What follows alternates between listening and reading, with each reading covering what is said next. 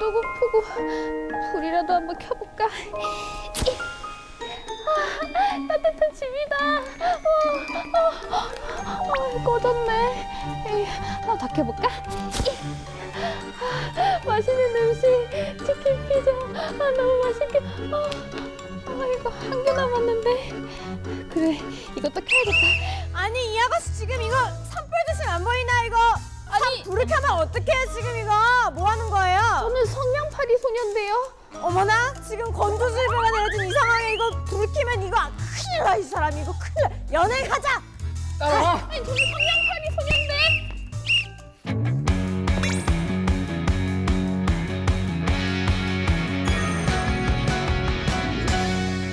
신개념 나이스 토크쇼 캐스터! 한 주 동안 잘 보내셨어요? 벌써 2월에 시작을 앞두고 있어요, 우리가. 맞아요. 요새 시간이 너무 빨리 간다는 생각 많이 드는데요. 네. 근데 요새 날씨가 좀 심상치 않다는 얘기 많이 듣죠. 난 요새 그런 얘기 되게 많이 듣거든요. 우리 캐스터들은 그래도 기상 예보를 최전선에서 전해주시니까 네. 올 겨울 날씨 어떤 거예요? 아니, 사실은 원래 좀 추위가 초반에 없다고 했잖아요. 좀 한파가 없을 거다, 좀 늦게 올 거다 했는데 굉장히 빨리 한파가 찾아왔고요. 12월 되자마자. 또 오히려 반대로 또 한파가 좀 더 길게 이어질 거다 했는데 빨리 끝나버렸잖아요. 네, 맞아요. 좀 재작년쯤만 생각해도 제가 그 외투 안에다가 그 털 들어가 있는 조끼까지 입고 막 그랬었는데 네. 올 겨울에 이번 겨울에는 그런 적이 없어요. 그냥 코트 저도 하나로 진짜 버티고. 두꺼운 패딩 비싸게 돈 주고 샀는데 올겨울 며칠 안 입었어요.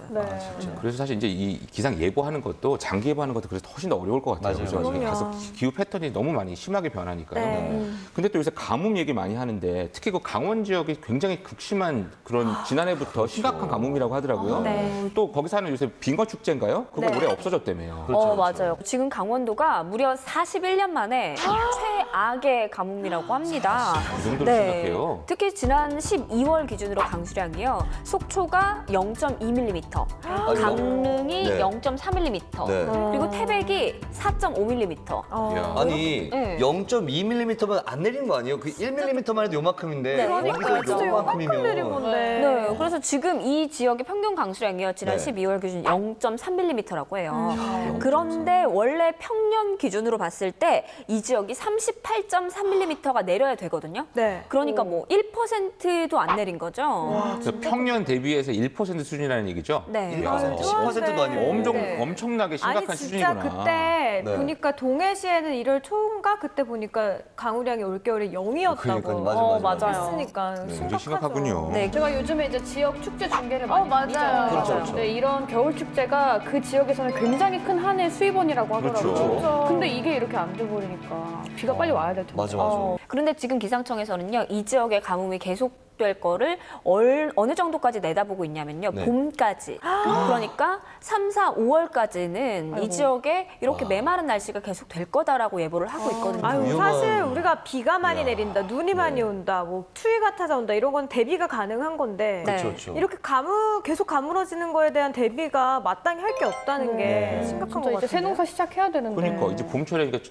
봄비가 내리기 전까지는 그런 가뭄이 계속된다는 얘기인데 진짜 이런 얘기 들으면 너무 속상하더라고요. 그러니까요. 아까 얘기한 것처럼 사실 그 지역에는 그분들이 생업이잖아요. 네. 근데 이런 거는 진짜 좀 체계적으로 좀 관리를 잘해서 저 이상의 피해가 좀 없게 좀 대비를 좀 잘해야 될 것 같다는 생각이 좀 많이 드는데요. 네. 근데 요새 기상청에 보면 건조주의보 이런 얘기 많이 하잖아요. 네네. 근데 나는 그게 확 와닿지를 않아요. 어떤 기준으로 뭐 건조주의보라면 이게 화재가 많이 난다는 얘기인 건지 네네네. 건조주의보가 어떤 기준에서 그런 발령을 내는 건지 나 잘 모르겠더라고요. 사실 말씀하신 것처럼 이 부분에 대해서 정확하게 막 알고 계신 분들이 많지 않아요. 저도 네. 기상캐스터를 하고 있으니까 이 얘기들에 대해서 좀 이야기를 하지.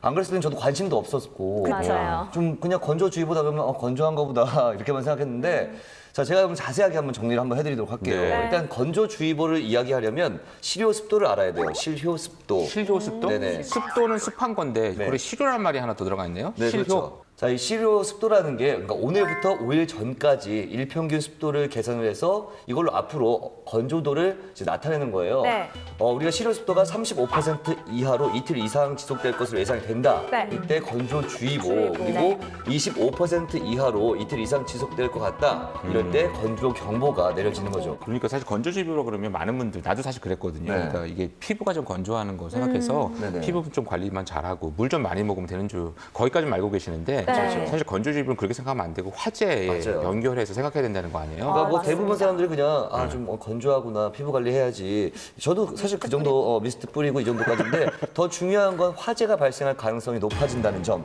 이 점을 염두에 두셔야 될 것 같아요. 근데 겨울철에 이 가뭄 또 이 건조주의보 이런 걸 자꾸 얘기를 하는데 난 이게 왜 생기는지 그 원인에 대해서 좀 우리 기상캐스터가 전문가니까 좀 얘기를 해주셨으면 좋겠어요. 그쵸, 저희는 전문가니까 얘기를 다 할 수 있잖아요. 그럼요.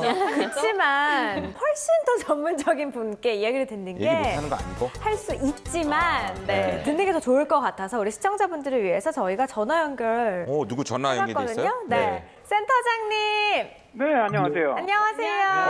강기석 선생님이세요? 네. 아니 우리 같은 회사에 근무하는데. 그러니까요. 오늘 아니 나도 같은 회사에 근무하면서 센터장님 잘 못 뵈거든. 너무 바쁘셔가지고. 근데 나 오늘 방송 연결한다는 얘기 처음 듣는데. 어떻게 저희가 연결- 또 몰래 비밀 섭외를 했습니다. 그러셨구나. 자, 센터장님 잘 지내시죠? 네네. 센터장님 그 기상 예보의 전설이잖아요, 사실. 이쪽 그렇죠, 업계에 있는 분들은 우리 방기석 센터장님 다 아시겠지만 네. 시청자 여러분들을 위해서 소개 한 말씀 좀 부탁드릴게요. 저는 이제 군에서 30년 동안 기상 예보를 했고요. 네. KU에 와서 6년째 일을 하고 있으니까 36년 정도 예보 일을 하고 있는데요. 앞에서 이제 말씀해 주셨는데 예보를 잘 낸다는 얘기를 많이 들어서 기분이 좋습니다. 진짜 우리나라의 예보의 전설이신데. 그렇죠, 그렇죠. 맞아요. 근데 선생님 우리가 오늘 캐스터에서요 이 겨울철 가뭄하고 이 건조주의보에 대해서 얘기를 하고 있거든요. 가뭄하고 건조주의보 이유가 나오는 이유가 뭐죠? 일단 이 가뭄이라는 것은 뭐 이제 여러 가지 기상학적 가뭄, 수문학적 가뭄, 경제적인 가뭄, 사회적인 가뭄 여러 종류가 있습니다. 네. 근데 이제 지금 우리가 얘기하고 있는 동해안 쪽의 가뭄은 기상학적 가뭄으로 봐야 되죠. 즉 강수량이 부족해 생긴 가뭄이거든요. 실제 이제 작년 여름서부터 이 지역으로는 비가 덜 내렸습니다. 장마도 늦게 시작을 했고 또 마른 장마가 계속됐거든요. 여기다가 가을에도 많은 비가 내리지 않았고 겨울에 들어서면서는 오히려 비가 훨씬 더 덜 내렸습니다. 강원 영동 지역 같은 경우는 평년보다 한 5%도 더 안 내렸거든요. 그러다 보니까 이 지역으로는 원천적인 강수량 부족으로 인해서 가뭄이 발생하게 된 것이고 그래서 이제 건조특보가 발령된 것이죠. 그러니까 이 겨울 가뭄이 겨울부터 시작이 된 게 아니라 봄부터 좀, 여름부터 마른 장마 때부터 시작이 된 거군요. 네, 가을 거쳐서 겨울까지요. 그러면은 또 제가 되게 무서운 소식을 들었는데 올해는 봄이랑 여름에 대가뭄이 나타날 가능성이 있다. 이런 얘기 들었단 말이에요, 센터장님. 그런 얘기 있죠. 네, 어떻게 보고 계신지요? 실제로 이제 올해 대가뭄이 올 것이라고 부영대학교 변희룡 교수가 주장을 하고 있죠. 네. 어쨌든 이제 그분도 우리나라 이제 가뭄 전문가인데 일단 올해 대가뭄이 시작돼서 2025년에 방점을 찍을 것이다. 그래서 이제 올 봄과 여름에는 대가뭄으로 이제 극심한 가뭄이 예상된다 이렇게 예상을 하고 있는데 사실 이것은 이제 어떻게 예보자를 갖다 판단하느냐에 따라서 좀 다르게 볼 수는 있습니다. 네. 저희 KU에도 같은 경우는 글쎄요, 올해 그렇게 심각한 대가뭄이 오지는 않을 것으로 보고 있거든요. 그래서 이제 일단 예측은 이제 서로 다를 수가 있고요. 다만 정말 대가뭄이 올 것에는 좀 대비하는 것은 필요하지 않느냐 그렇게는 생각을 합니다. 뭐 대가뭄까지 온다 그러면 진짜 우리 국민들 사실 걱정도 많으신데. 그렇죠, 그렇죠. 그럼 예측이니까 대비는 해야 되겠는데. 네. 가뭄 안 왔으면 좋겠네요. 그죠? 이번만큼은 저희 센터장님의 예보가 좀 맞았으면 좋겠네요. 그러니까요. 선생님 예보 잘 맞히시니까. 맞으시니까 가뭄 믿습니다. 안 왔으면 좋겠어요. 네. 알겠습니다. 하여튼 선생님 오늘 바쁘신 너무 감사합니다. 네, 감사합니다. 네.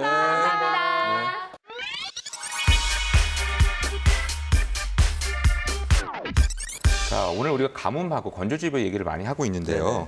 이 겨울철은 정말 이 화재 얘기 많이 듣잖아요, 사실. 그렇죠. 그죠? 겨울철 화재가 전체 화재의 한 40%를 차지한다고 그래요. 특히 올해는 조금 여러 가지 안 좋은 사실 사건들도 많았었잖아요. 그렇죠. 1월 달에. 맞아요. 정말 1월이 되자마자 의정부 화재부터 시작해서 그렇죠. 서울에도 큰 화재 발생했었죠, 시장에요. 그다음에 남양주에도 그래서 계속 연달아서 큰 화재가 발생을 했는데 조사를 해봤더니요. 2010년부터 지금까지 5년 동안 1월에만 화재가 몇 건 발생했는지 혹시 아세요? 1월 동안만? 10건?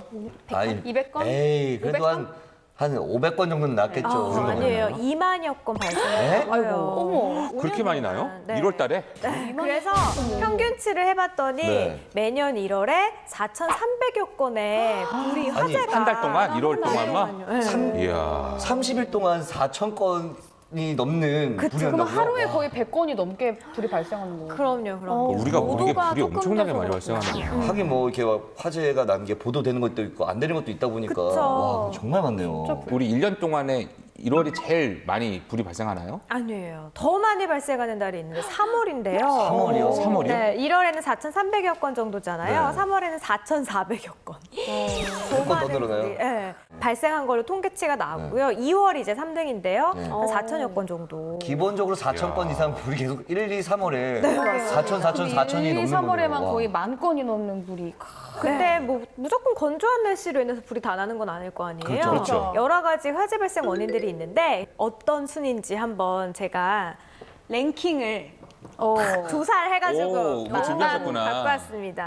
화재가 발생하는 화재가 원인? 발생하는 네, 원인. 최근 5년간 일월 화재 원인을 순위별로 좀 조사를 해봤는데요. 야, 여기 보니까 그러니까 교통사고도 있고 네. 방화, 기계적 요인이 있고 전기적 요인이 굉장히 많은데 1위는 아니네요. 근데 전기적 요인이 아무래도 겨울철 난방기구 많이 사용하니까 그래서 맞아요. 화재가 많이 발생한다는 얘기인가요? 네. 맞아요. 그 전기장파 우리 많이 사용하잖아요. 필수품이죠. 저도 그거 딱 켜놓고 누워있으면 되게 까먹고요. 좋아하거든요. 근데 그게 아무래도 접었다 폈다 하면서 피복이 벗겨져요. 그러면 가열되고 또 누전되면서 바로 화재로 이어질 수 있는 거죠. 네. 더 큰 문제가 뭐냐면 요즘에 라텍스라고 해서 약간 폭신폭신한 거. 네, 그거 재개 같은 거. 네, 그거 쓰시는 분들 많은데 거기 불이 붙으면 정말 순식간에 그 유독가스와 함께 확 타버린다고 해요. 그러니까 같이 쓰면 안 돼요. 네, 둘 중 하나만 선택하시는 게 그래요. 좋죠. 이렇게 전기장판처럼 그 난방 기구들이 사실 소비 전력이 높잖아요. 그렇죠, 근데 또 그렇죠. 그거를 콘센트 하나에다가 문어발식으로 다 연결해가지고 네, 쓰다 맞아요. 보면은 보통 그러니까. 과열, 과부하 이런 것 저 그렇게 하는데 때문에 어떡하죠? 그리고요, 김치냉장고도 조심하셔야 돼요. 김치냉장고를 갑자기 왜 쓰시네요? 겨울철에 네. 보통 김치냉장고 많이들 쓰시잖아요. 사실 집에 쓰죠. 다 하나씩 네, 있는데 네. 네. 근데 이게 겨울철 화재 사고의 원인이 될 수 있어요. 얼마 전에 남양주 화재 사고 있었잖아요. 네. 그게 김치냉장고에서 스파크가 튀어서 그렇게 불이 난 거예요. 그러니까 집에 김치냉장고 10년 이상 됐다면 이게 화재의 원인이 될 수 있어요. 근데 보통 이제 일반적으로 저희는 전기적 요인이 가장 클 거라고 생각을 했는데 더 큰 네. 것도 있네요. 아, 저 지금 가려놔서 아까부터 궁금했거든요. 듣고 저 이게 싶었는데. 그러니까 이게 이거 뭐예요? 좀 맞춰보세요. 2,000 건? 뭐가 뭐가 될까요? 있을까요? 담배요. 담배. 불장난 아닌가? 불장난? 불장난. 아. 고기를 구워 먹다가 이렇게. 고기 기름이 튀어서. 자, 그러면 좀 열어주시죠. 들어볼까요? 네. 빠밤. 짜잔. 부수입? 이거 왠지 통합하는 거네요. 진짜 죄책감이 든다. 다 똑같아요. 네. 담배 꽁초 그쵸. 말씀하신 것처럼 똑바로 담배 한꺼번에 꽁초 네. 재터리에 꼭 이렇게 다시 해야겠어요. 봐주세요. 부주의하면 안 돼요. 그러니까요. 그러니까요. 아, 그런 이게- 부주의가 담배 꽁초 네. 플러스 또 뭐가 있을까요? 뭐 방치된 불씨 같은 것들. 그쵸, 그쵸. 그러니까 저희가 피우다가. 조금만 주의를 기울이면은 불이 날지 않을 수 있는 건데. 근데 그게 이제 1위를 차지했다는 게 참 속상하죠. 네, 사실 부주의라 그러니까 우리 안전 불감증이라는 얘기 있잖아요. 네. 정말 우리가 부주의로 나는 화재가 제일 많이 발생하는지 사실 처음 알았거든요. 그러니까 네. 우리가 그 말처럼 굉장히 이 주의를 잘하면 그런 여러 가지 재산 피해 같은 걸 막을 수 있다는 얘기 같은데요. 네. 그럼 일단 먼저 우리가 화재에 대해 대처법 같은 것부터 좀 알아봤으면 좋겠는데. 화재 발생했을 때 어떻게 대처하는지 네. 누가 좀 명쾌하게. 화재 이렇게 막아. 아 저기 불씨야 불씨. 아니 그 어디서 얻었어요? 서방관 아저씨한테 뺏었구나. 네, 함 제가 뺏었어요. 불씨 빌려 왔어요. 오늘 아침에 본인이 안 자리에서 이야. 탁탁 만들더라고요. 정성이 대단한데. 그래서 앞에는 되게 귀여운데 뒤로 가면 약간 지저분해요. 앞에만 보셔야 돼요. 네, 일단 지금 제가 화재가 났을 때 어떻게 대처해야 되는지 방법을 알려드릴게요. 네. 일단 화재가 났을 때는 불이 난 걸 알려야 되잖아요. 그렇죠. 그렇기 때문에 건물 같은 곳에 사는 사람이 많잖아요. 네. 그렇기 때문에 화재 경보 비상벨을 일단 눌러서 전 건물에 일단 화재 소식을 알리고 이제 대피를 해야 되는데 자세를 낮춰서 가는 게 좋습니다. 왜냐하면 이제 유독가스가 위로 올라가기 때문에 그렇죠. 거의 기어간다는 느낌으로 가는데 이때 좋은 게 이제 뭐 천이나 수건 같은 데다가 물을 적셔가지고 그렇죠. 입이나 코를 막으면 폐암으로 유독가스가 들어오는 걸 막을 수 있다고 해요. 그리고 보통 이제 저층에서 불이 났을 때 밑으로 빠져나갈 수가 없다면 옥상으로 올라가는 것도 방법이 된다고 하는데 네. 제가 여기서 바로 OX 퀴즈 한번 들어가 보도록 하겠습니다. 화재가 예고 없이 오는 것처럼. 아, 이게 지금 그때 끝나는 거예요? 치고 들어와. 그죠? 예고 없이 바로 들어가야 됩니다. 좋아요. 아니, 네. 내 마음속에도 예고 없이 확 들어왔잖아. 아, 조용해. 화재 대처법 들어갈게요. 네. 불이 났을 때 빠져나갈 때 계단보다 엘리베이터가 더 안전하다. OX. 엘리베이터가 더 아니, 안전하다고? 엘리베이터는 땡이죠. 아니지. 에이, OX 해야 되는 거예요? 기본 상식이죠. 맞아요, 맞습니다. 아니 잠깐 이거 좀 기분 나쁘다. 아, 테스트 할 아니 거면 우리 다 배웠단 말이야. 화재 발생 시에는 엘리베이터 절대 타지 말라고. 네, 맞습니다. 준비는 많이 했는데 좀 쉬워지는 뭐 밧줄이 좋다고 이런 거 아니 왜 엘리베이터 타면 안 되냐면요. 네. 화재가 나면은 정전 사고가 발생하면 그렇죠. 이게 층과 층 사이에 엘리베이터가 낄 수 있잖아요. 네. 그럼 빠져나올 수가 없는데 보통 이제 엘리베이터가 왔다 갔다 하는 공간이 굴뚝처럼 생겨서 이쪽으로 유독가스가 모인대요. 그래서 이제 중간에 끼면 유독가스 속에 껴버리게 됩니다. 그렇죠. 그렇기 때문에 무조건 계단. 사실 위험한 게 화재가 났을 때 이렇게 데이는 것보다 그래서 이렇게 숨지는 것보다 화상 사고보다. 유독가스를 마시고 쓰러지기 때문에 맞아요. 사망 사고가 많이 발생하잖아요. 네. 네, 맞아요. 더 조심하셔야겠네요. 네, 맞아요. 무조건 계단 이용하시고 네. 그럼 이번에는 쉽다고 하셨으니까 조금 어렵게 주관식 문제 한번 들어가 보도록 하겠습니다. 주관식도 나와. 주관식. 만약에 집에 불이 난 거예요. 네. 집에 불이 났을 때 옆집으로 뚫고 넘어갈 수 있는 땡땡땡땡땡이 있다. 이게 1992년 이후에 지어진 땡땡. 3층 이상의 아파트에는 모두 다 있습니다. 배관가스관. 땡땡땡. 배관가스관. 비상 개구멍. 뭐 의미는 비슷한데요? 진짜? 네, 예. 정확한 명칭은요. 네. 경량 칸막이라는 것인데요. 경량 칸막이? 나 네, 처음 듣는데. 이게 되게 얇은 석고판으로 돼 있어서 뭐 발로 차거나 망치로 쉽게 부서진다고 해요. 보통 이게 옆집하고 벽이 붙어 있는 베란다나 아니면은 뭐 보일러실 같은 곳에 있다고 하는데 저 영화에서 봤어요. 그 숨바꼭질을 약간 이런 데로 해서 거기 끼고 맞아요. 그 옆집으로 이동하고 막 그랬던 네, 근데 네, 그게 네. 되게 오래된 아파트였는데 네네. 요즘 아파트에도 다 있는 거예요. 그런 네, 게 다 아파트마다 있다는 얘기죠? 1992년 이후에 지어진 3층 이상의 아파트에는 이 경량 칸막이를 모두 만들어 놓도록 법으로 지정이 되어 있다고 합니다. 법으로. 네. 근데 오늘 얘기 나온 김에 아까 우리 대처법 알려줬으니까 이제 그러면 네. 화재 예방법? 네. 그럼 예방법도 좀 알려줬으면 좋겠어요. 네, 여러 매체에서 이미 많은 화재 예방법들이 나오잖아요. 네. 그래서 제가 3가지로 딱 심플하게 정리를 한번 해봤습니다. 네, 일단 첫 번째는요. 아까 언급을 했다시피 전열기구 있잖아요. 네. 매트 같은 네. 이런 전기 전열기구 매트. 사용에 좀 주의를 하자. 그렇죠. 그러니까 주의해야죠. 정리를 해보자면 아까 콘센트에 여러 개 꽂지 않는 것, 무너갈 네. 콘센트. 네, 전기 장판 이렇게 구겨서 보관하지 않는 것. 네. 네. 그러니까 뭐 다 썼다고 장롱에 그냥 이렇게 하면 안 한 번, 되겠다. 두 번, 세 번, 네 번 이렇게 접어서 보관하는 건 좋지 안 않고요. 되고. 차라리 보관을 하실 거면 이렇게 둥그렇게 접히지 않게. 네. 둥글게 말아서 저도 이불처럼 보관하시는 계속 넣어놨거든요. 게, 안 네, 돼요, 안 그게 돼요. 훨씬 더 좋다고 합니다. 네. 그리고요, 또 피복이 벗겨진 전선 반드시 그건 해야죠. 네, 교체를 해주시고요. 네. 네, 그리고 두 번째는요, 수시로 가스 예방 점검을 하기. 그 점검은 수시로 해야 돼요? 이게 빗는 거 푸는 거? 그럼요. 네. 그리고 세 번째는 소화기를 꼭 비치하기. 소화기. 소화기? 여러분 다 이거 맞아. 소화기 집안에 비치해 두셨어요? 아니요. 아니요. 소화기? 없어요. 소화기가요 소방차 한 대와 같은 위력을 갖고 있다고 해요. 그 조그만 게요? 대박, 대박. 그래서요 초기 진압에 매우 또 중요하다고 하는데요. 소화기 사용 방법을 알려드리기 좀 전에 네. 이 소화기가 어떤 종류들이 있는지 어, 먼저 좀 설명을 해드릴게요. 네. 일단 스프레이 소화기가 있고요. 네. 이산화탄소 소화기 그리고 안전보호 덮개를 열고서 하는 투척 소화기가 있어요. 수류탄처럼. 종류가 여러 가지군요. 네, 그리고요 우리가 흔히 사용하는 소화기는요 분말 소화기라고 해요. 네, 맞아요. 그래서 제가 아이고. 일단 가지고 와봤습니다. 힘도 좋습니다. 한 손으로 들어요. 한 손으로. 짜자잔 이렇게 맞아요. 가져와봤는데요. 보통 그게 많죠. 네, 가정에서 일반적으로 사용하는 네. 소화기잖아요. 그렇게 가격도 안 비쌌다면서요? 네, 만 원 중반대? 네, 그 진짜 정도. 하나 다양하지만 사야겠다. 종류가 되게 비쌀 줄 싼 것도 알았어요. 있다, 이런 맞아, 게 비싼 줄 거죠. 알았는데. 네, 지금 이 소화기는 아까 말씀하셨던 것처럼 뭐 유류라든지 네. 뭐 각종 화재에 다 사용이 가능한 그런 소화기거든요. 그리고 일단 이 사용 방법을 한번 설명해 드릴게요. 네. 일단 이 소화기에요 안전핀이 있어요. 그렇죠, 그렇죠. 이 안전핀을 뽑아주시고요. 네. 바람이 불잖아요. 그럼 네. 바람을 등지고 서주시고요. 등지고. 네, 반대 쏘면 분말이 날라. 불이 나오는 방향으로 향하게 한 다음에 네. 여기 써있네, 여기- 움켜쥔다. 네, 그렇게 움켜주시면요 이게 쫙 나오기 시작해요. 그러면 바닥을 빗자루 쓸듯이 그렇죠. 불은 바닥이나 벽면 이런 데 있으니까 쓸듯이 이렇게. 네, 맞습니다. 이렇게. 그렇죠. 네, 아니, 보통 왜냐면 불에다 막 쏘거든요. 그럼 의미가 없는 맞아요. 거야. 네, 맞아요. 쓸듯이. 이 불의 근원을 다 긁어낸다는 생각으로. 그렇죠, 그렇죠. 야. 네. 귀엽다. 표현이 재밌네요.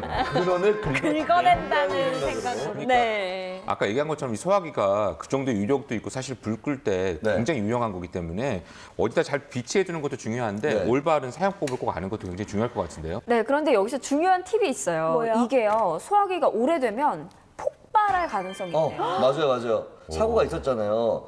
그 제가 알아봤더니 저는 사고 났던 게 이게 가압식 종류가 있고 추가압식이 있대요. 네. 그러니까 우리가 지금 보고 있는 거 여기 보면 이렇게 압력계가 있잖아요. 이게 손잡이에 달려 있는 건 추가압식이에요. 이거는 그리고 생긴 지 얼마 안 되기 때문에 제조한 지 오래되지 않았기 때문에 괜찮은 신형이고 네. 옛날에 가압식 이게 없는 게 있어요. 그게 폭발한다고 하더라고요. 소화기가 폭발을 한 적도 네. 있구나. 아니 네, 맞아요. 소화기 한 대가 소방차 한 대 위력이라고 하는데 진짜 폭발하면 큰 사고 날 것 그쵸, 같아요. 그쵸. 맞아요.